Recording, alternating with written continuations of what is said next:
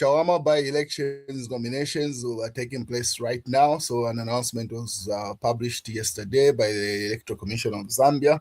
As you may be aware, this is the constituency that was being held by Kasira Lungu, the daughter to the late President Edgar Chagwa Lungu, who has been in South Africa from the time that her dad passed on.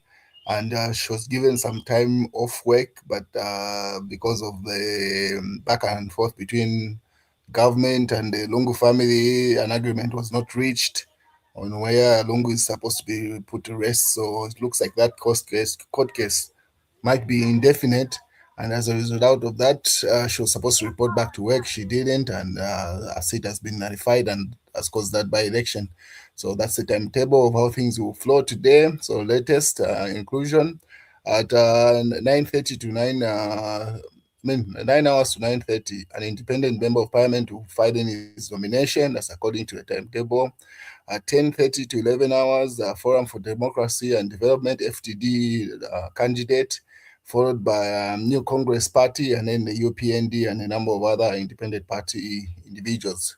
A total of 15 people are likely to file in their nomination for the Chawama by-elections, which will take place next month or pretty much next year. Whilst on the other hand, Catholic Church did not say no to Bill 7. It's individuals. So as you may be aware, as of yesterday, the Bill 7 has been passed, and it's just waiting for President Hakainde Hichilema to assent to it to make it into law. And obviously, different sides of the hour are putting up arguments. And according to the UPND, Minister of Small and Medium Enterprises, he says it's just individuals. So Small and Medium Enterprises Development Minister Elias Mwanga says the notion that the Catholic Church spoke against the passing of Bill 7 is wrong, because according to him, it is not the church. It was not a church that was against the proposed law, but they selected the individuals. Yesterday, Bill 7 passed on both the second and third readings, with 135 members of parliament present voting in favor of the bill for a third reading.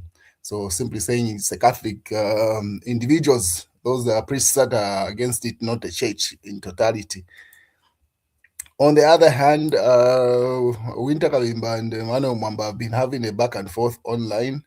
As you may be aware, should have been last Sunday. Wynter Kabimba had a Sunday interview on ZNBC, and he reviewed a number of things to which seemed to have triggered Emmanuel Mwamba. And one of the things is with regard to how Emmanuel Mwamba was fired during the time he was a permanent secretary. And Wynter Kabimba simply says you are the part to play in that. So that's the back and forth they're having.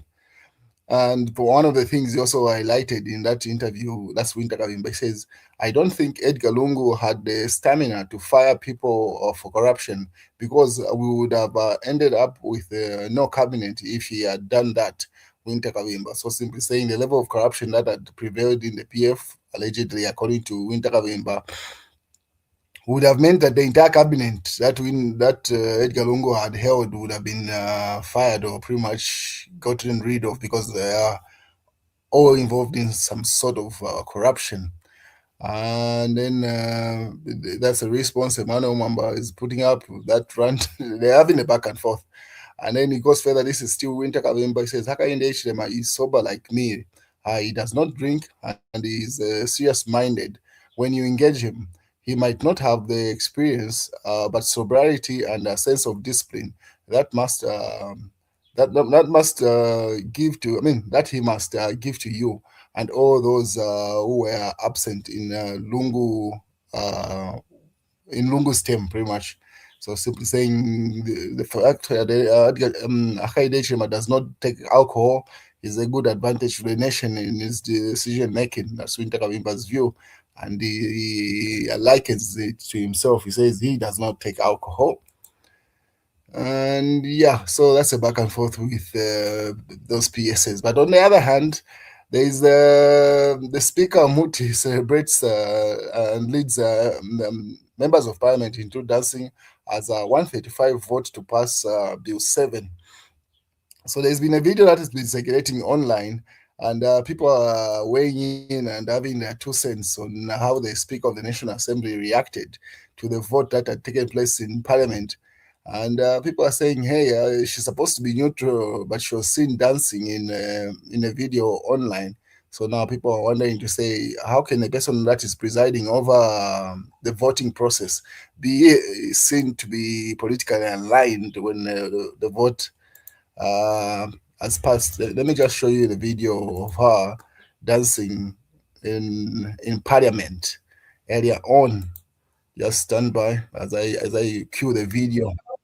The House is now adjourned. Cindy.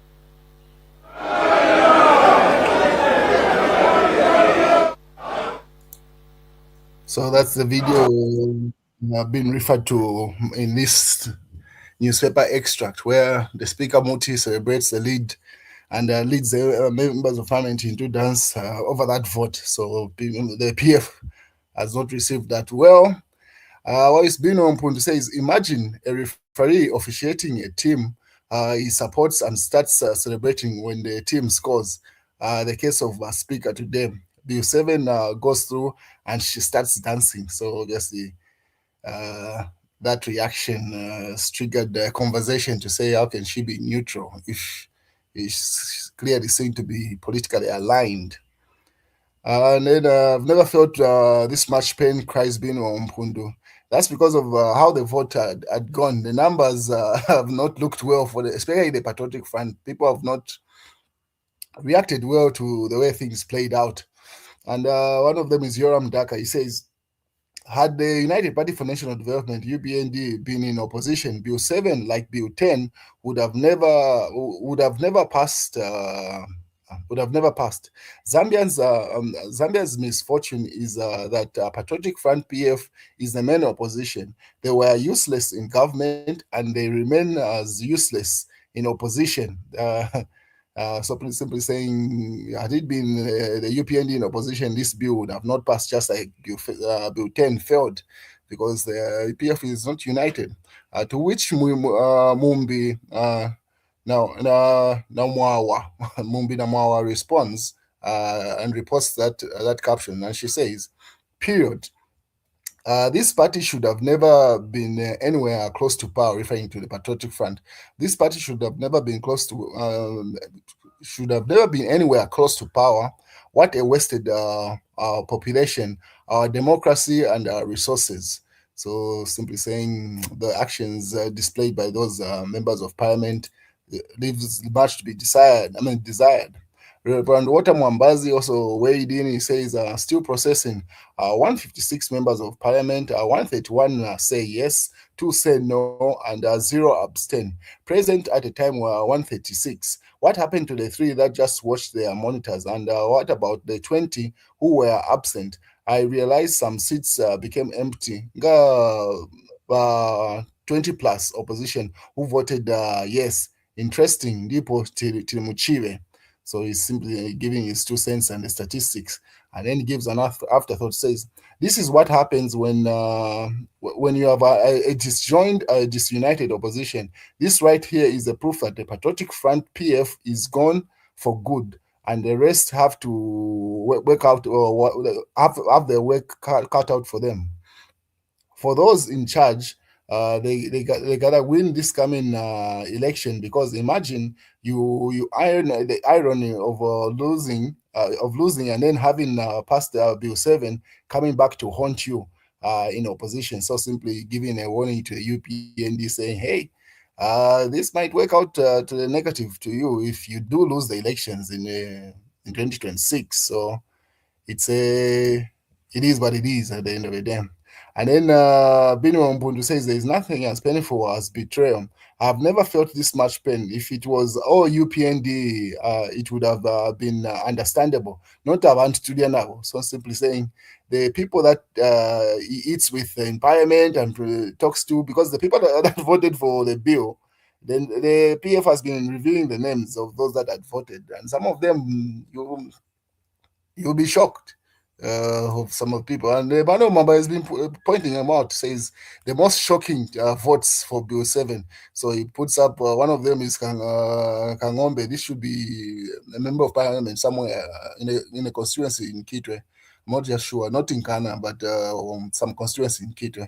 And then obviously the lady up there, I've just forgotten her name. She should be a freedom member of parliament. All these are PF members of parliament. So they've been revealing them. These are the people that allegedly voted for Bill 7, according to Emmanuel Mwamba, and says these are the most shocking because they are diehard PF, as they allege. And they are very strong behind Brian Munduwire's endorsement as the presidential candidate. So now they are wondering, say, these are the most shocking. And this is what Bino Mpundo referred to, say it's a level of betrayal that he cannot stomach. He cannot believe how this has happened. And then Ken Dumbo simply raising democracy is not only democracy when it suits you. It is the will of the majority. People must stop being emotional. That's his point of view. And then they've said the 25 members of parliament, progressive members of parliament, refused to vote for Bill 7. So Emmanuel Wamba lists some of the members of parliament that refused to vote for Bill 7. That's Brian Munduvire, Mao Sampa, Bini Wampundu, and the other two gentlemen. They have just forgotten their names. So yeah, that list that they had said they would compile, it seems like they've started compiling it, and they are listing those that voted for and against, and that's a list that's been tabulated there. According to Emmanuel Mwamba, about 21 of them, those are the ones that are being referred to as the progressive ones that stood their ground. And Brian Kabita says they were busy with false prophets and non-parliamentarians while we worked to convince members of parliament to support the bill.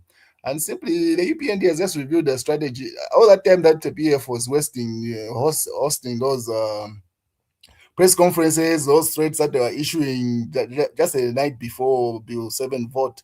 No, we're going to expel whoever votes for Bill 7 and whatever. The UPND simply says they worked to convince the PF members of parliament to vote for the bill. And the results showed when the vote came to parliament, because at the end of the day, the PF was trying to play to the gallery, but at the end of the day, the people that had the vote, it's the members of parliament. And that's where the UPND focused, talking to those members of parliament and convincing them to vote for the bill. And they got the results. It's as simple as that. The UPND posts that caption there. And Mano Wamba continues to put the members of parliament that are alleged to have voted for Bill 7. There you can see GBM's daughter.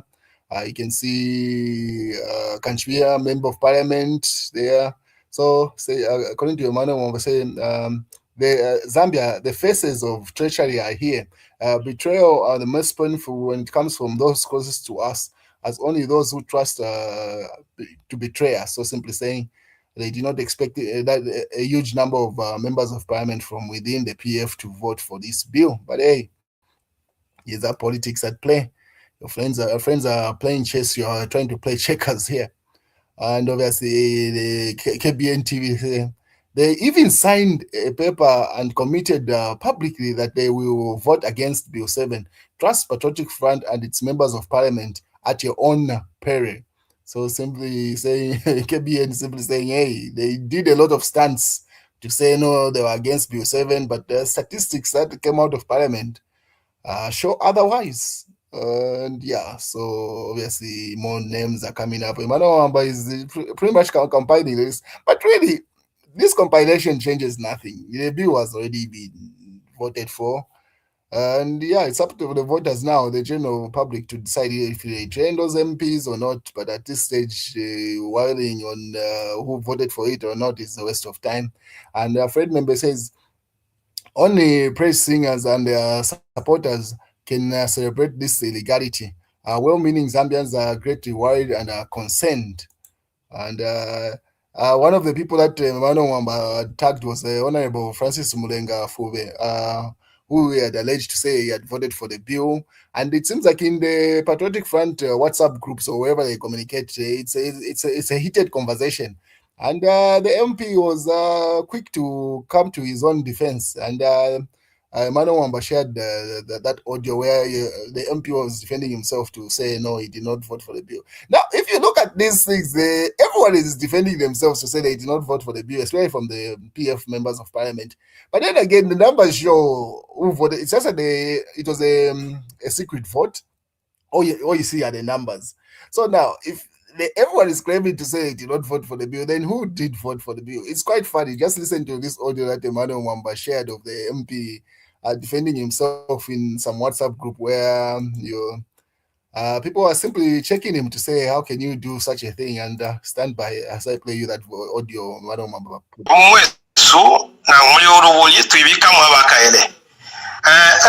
knows that I didn't vote for Abiu 7 and the number was shocked sana okula mona picture and pama Facebook ina pama Facebook nshapona sana. Now even those who manage my Facebook can agree with me. Then inaonesha ni aba chimini niko kuna nikane isina nanta dilipo aba lela ndati na wachite nani isina nanta dilipo and people believe in that vote la Abiu 7. Even when I walked out of parliament alone, everybody was seated. But people want to make my name what I voted for Bill 7. I am shocked. So I'm trying to get to Emmanuel, but to explain to me what supplied him that, data. That's the challenge I can put is that let the speaker publicize the names through those who voted through the bush so that people can know who voted for yes and who voted for no. And if my name appears from there, I am going to apologize to the nation if I really voted yes for Bill 7. Because you see, I'm injured about what happened. Today I was supposed to move some amendments. I couldn't even move them. So that's the fight that is going on in that particular WhatsApp group, the PF WhatsApp group. You can see the member of parliament trying to defend himself. Of what interest would it be for a speaker trying to publicize that at this stage? Really. Anyway, a dark day for our democracy. They may think they have won, but Zambians will see for themselves soon, and illegality won't take them anywhere. And obviously, the UPND is celebrating their big machines. Levin Goma, political advisor to the president, Hakainde Ichilem are there with that picture simply saying, well done. You can see. And someone in the comment section to say, right here, he says, what if they consulted the electorate and they were given the go-ahead to vote in that manner? They did. So that's another question. Yeah, that's a valid question. If the members of parliament did consult the PF members of parliament mostly, were you consulted as the people that are watching this? One of the viewers has asked there. So there's a possibility, which is very possible too. And then even KBN has given up on PF, so and they still think Patriotic Front can win an election. Keep dreaming. Yeah, KBN is really hurt, or whoever runs their page seems to be hurt. But yeah, you can see a number of people that had fought against Bill 7 are very hurt, and yeah, they're not hiding it. And KBN is one of them. The UPND even says even KBN has given up. And Brian Windue says presidential aspirant Brian Windue says 135 members of parliament who voted for Bill 7 failed the Zambian people, and those are just opinions at this stage. It's gone and dusted. Even the Tonse Alliance envoy in parliament, Simon Banda of the New Congress Party, voted in favor of Bill 7. So you can see, seems like everyone's got some statistics, and they are pushing for the speaker to publicize that. I don't see that happening. It's just going to be speculation at this stage. The mass newspaper says Zambia now a dictatorship. MPs have killed democracy by passing illegal Bill 7. Shangara there says, and then it's done and dusted. The vote has been passed. Obviously, you can see the Minister of Information and Minister of Justice celebrating there. It is what it is. They fought strategically, and it has yielded results. PF is to franchise, and another thing that people are not considering is that PF is still in court. So the likelihood of PF appearing on the ballot paper is highly unlikely. That court case might be dragged and throughout the election. So it's either those members of parliament get into another opposition or simply join the UPND. And from the look of things, it seems like the UPND is playing proper strategy. Those most likely, most of those members of parliament might be adopted as UPND candidates. It's politics at the end of the day. So the opposition better get their act together. Otherwise, that thing of issuing threats, no, we'll expel you when you can't do anything, does not yield any results clearly from what has happened. And that's the news, ladies and gentlemen.